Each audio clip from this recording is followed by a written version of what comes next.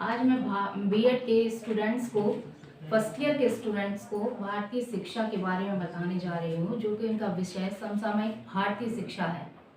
भारतीय शिक्षा का अर्थ क्या है, आखिर इसका प्रारंभ और इसका प्रचलन कैसे हुआ। भारतीय शिक्षा का प्रारंभ जो कि 4000 और 5000 वर्ष पूर्व माना जाता है। इस समय इस शिक्षा का भारत में प्रचार और प्रसार हुआ, इसका प्रचलन भारत में हुआ। आखिर भारत में इस शिक्षा का प्रारंभ हुआ कहाँ से? इसका जबकि ये माना जाता है कि भारत में भारतीय शिक्षा का प्रारंभ 4000 से 5000 वर्ष पूर्व हुआ और 2500 ईसा पूर्व से लेकर 500 ईसा पूर्व तक यह शिक्षा मानी जाती है।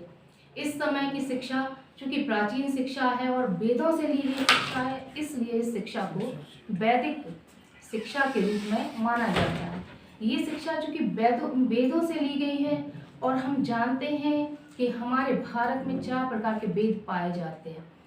4 प्रकार के वेदों में सबसे जो प्राचीन वेद है वो ऋग्वेद है। ऋग्वेद के द्वारा हम लोगों ने ये पाया कि ऋग्वेद जो कि सबसे प्राचीन वेद है और हमारी शिक्षा भी वेदों के आधार पर है, तो वेदों के आधार पर शिक्षा होने के कारण इसको वैदिक कालीन शिक्षा भी कहा जाता है। वैदिक कालीन शिक्षा जो कि वेदों पर आधारित है और ऋग्वेद हमारा सबसे प्राचीन वेद है, तो जो हमारी शिक्षा प्रणाली है वो वैदिक कालीन ऋग्वेद के शिक्षा प्रणाली पर आधारित है। ऋग्वेद में जो हमारे यहाँ 4 आश्रम जो मानव जीवन को 100 वर्षों में विभाजित किया गया है, तो 100 वर्षों के जीवन काल में मानव जीवन को 25-25 वर्ष के 4 उसमें बांटा गया था, आश्रमों में बांटा गया है। जो प्रारंभ के 1 से 25 वर्ष की आयु की जो उम्र थी वो ब्रह्मचर्य आश्रम के नाम से जानी जाती है।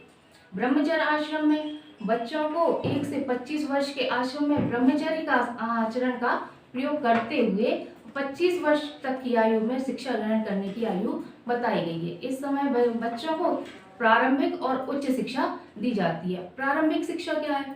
प्रारंभिक शिक्षा प्राचीन समय में प्रारंभिक शिक्षा बच्चों को घर परिवारों में ही दी जाती थी। प्रारंभ में जो घर पड़े हुए होते थे और ब्राह्मणों की जो होती थी, तो ब्राह्मण क्या करते थे, अपने बच्चों को घर में ही शिक्षा, प्राचीन शिक्षा दे दिया करते थे। एक चादर बिछा कर उस पर बच्चों को बैठा कर और उस प्रकार की शिक्षा उनको दे दिया करते थे। लेकिन वर्ण के आधार पर शिक्षा होने के कारण जो शूद्र वर्ण के लोग होते थे, उन लोगों की शिक्षा पूरी तरह से सुरक्षित नहीं मानी जाती थी। जो प्रारंभिक कालीन शिक्षा होती थी वो सिर्फ ब्राह्मण के बच्चों को दी जाती थी और ब्राह्मण को ये वेदों का ज्ञान अच्छा होने के कारण जो प्रारंभिक शिक्षा थी वो वैदिक कालीन शिक्षा मानी जाती थी और इसी शिक्षा को ब्राह्मणी शिक्षा के नाम से भी माना जाता था और इसी शिक्षा को हिंदू शिक्षा के नाम से भी जाना जाता था। अब ये शिक्षा जो कि ब्राह्मण कालीन शिक्षा थी और वैदिक कालीन शिक्षा वेदों पर आधारित थी, तो वेदों में जो ऋचाओं में 4 प्रकार के आश्रम बताए गए हैं कि 1 से 25 वर्ष की आयु में बच्चों को ब्रह्मचर्य आश्रम का पालन करते हुए शिक्षा ग्रहण करनी पड़ती है और जो 25 वर्ष से 50 वर्ष की आयु है उसमें बच्चों को अपनी शिक्षा के लिए गृहस्थ आश्रम में 25 वर्ष में प्रवेश कर जाते हैं और वो गृहस्थ आश्रम के सारे नियमों का पालन करते हुए गृहस्थ जीवन व्यतीत करते थे। 50 वर्ष से 75 वर्ष की आयु में वनों को चले जाते थे और वानप्रस्थ आश्रम के सारे नियमों का पालन किया करते थे और 75 से लेकर 100 वर्ष की आयु में संन्यास आश्रम में प्रवेश कर जाया करते थे। क्योंकि हम लोग वैदिक कालीन शिक्षा के बारे में पढ़ रहे हैं, तो शिक्षा का अर्थ क्या होता है? शिक्षा का अर्थ वैदिक कालीन शिक्षा में शिक्षा का अर्थ हुआ करता था कि ब्रह्म सत्य जगत को मिथ्या मानना। क्या ब्रह्म केवल सत्य है और जगत क्या है? मिथ्या है। इस आधार पर ये शिक्षा दी जाती है। अब ये शिक्षा 2 प्रकार की होती थी, परा और अपरा।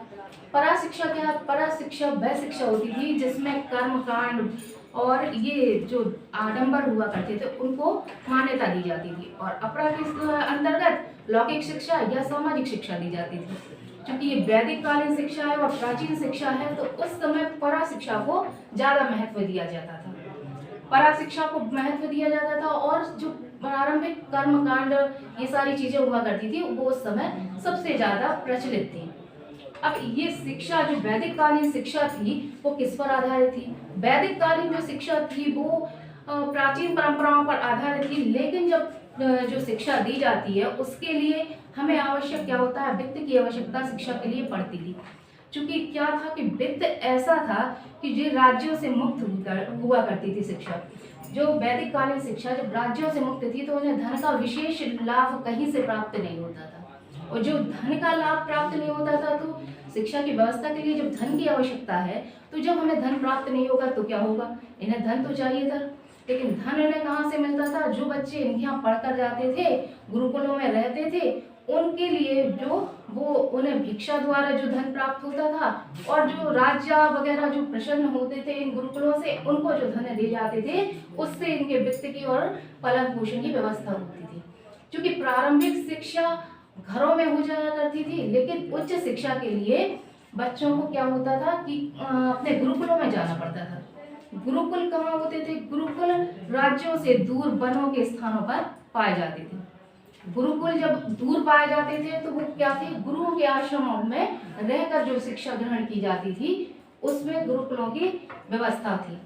अब गुरुकुल भी वर्ण आधार पर चूंकि ये शिक्षा दी जाती थी, तो वर्ण आधार पर जो ब्राह्मण के बच्चे थे और गुरुकुलों में प्रवेश करने जाते थे, उनकी आयु में भी समान अंतर पाया जाता था। जैसे ब्राह्मण के बच्चे हैं वो 8 वर्ष की आयु में उनका गुरुकुलों में प्रवेश होता था।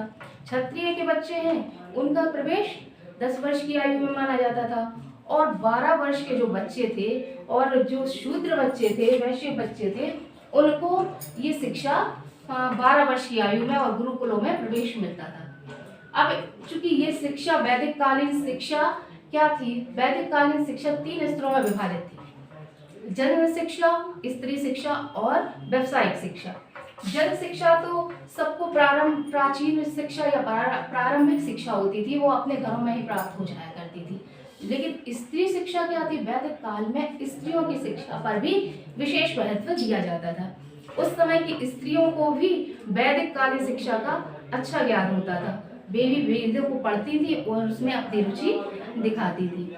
जबकि स्त्री शिक्षा में इन लोगों को वेदों का स्त्रियों को ज्ञान होता था, और यज्ञ हवन पुरुषों के साथ रहकर किया करती थी। लेकिन यज्ञ करने के बाद और जो शिक्षाएं होती थी उससे ये स्त्रियां अछूती रह जाती थी। क्योंकि ये शिक्षा क्या थी, वर्ण पर आधारित हुआ करती थी, तो जो स्त्रियां शूद्र वर्ण की या वैश्य वर्ण की होती थी वो प्रारंभिक शिक्षा और पारिवारिक शिक्षा से वंचित रह जाया करती थी, और धीरे धीरे स्त्री शिक्षा का भी लोप होता गया। फिर है व्यावसायिक शिक्षा। चूंकि वर्ण के आधार पर दी जाने वाली शिक्षा थी, तो इसमें व्यावसायिक शिक्षा का विशेष महत्व था। ब्राह्मण के बच्चों को जो शिक्षा दी जाती थी वो पठन पाठन से जुड़ी हुई दी जाती थी।